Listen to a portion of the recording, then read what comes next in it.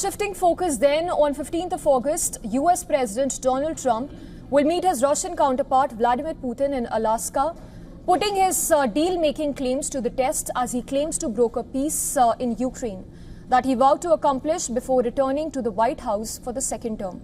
However, with the summit just days away, Trump and his aides are now softening expectations for a quick ceasefire deal between Russia and Ukraine.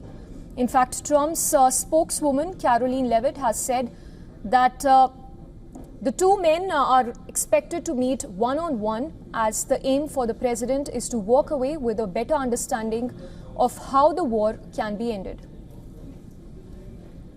So the president is agreeing to this meeting at the request of President Putin. And the goal of this meeting for the president is to walk away with a better understanding of how we can end this war.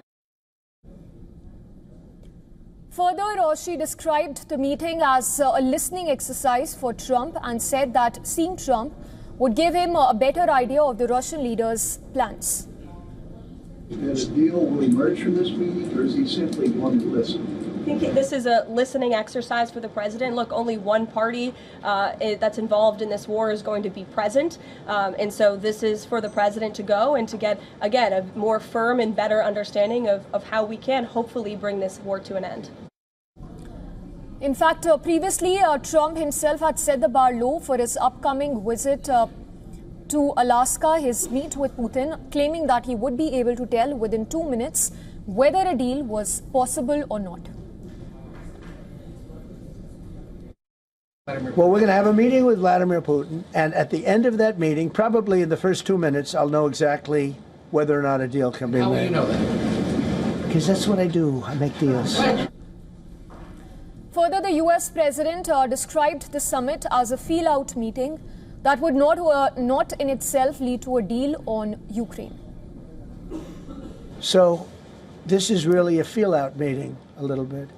And President Putin invited me to get involved. He wants to get involved. I believe he wants to get it over with. Earlier, US Secretary of State Marco Rubio had clarified in a podcast interview that a meeting between Trump and Putin is not a concession to the Kremlin. He explained that Trump wants to meet Putin in person to look this guy in the eye and assess whether he's serious about making a deal or not.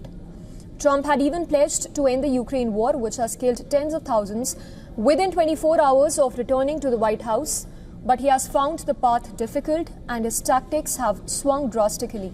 The US president has spent the first months of his second term in office trying to broker a peace in Ukraine, but multiple rounds of talks, phone calls and even diplomatic visits have failed to yield a breakthrough.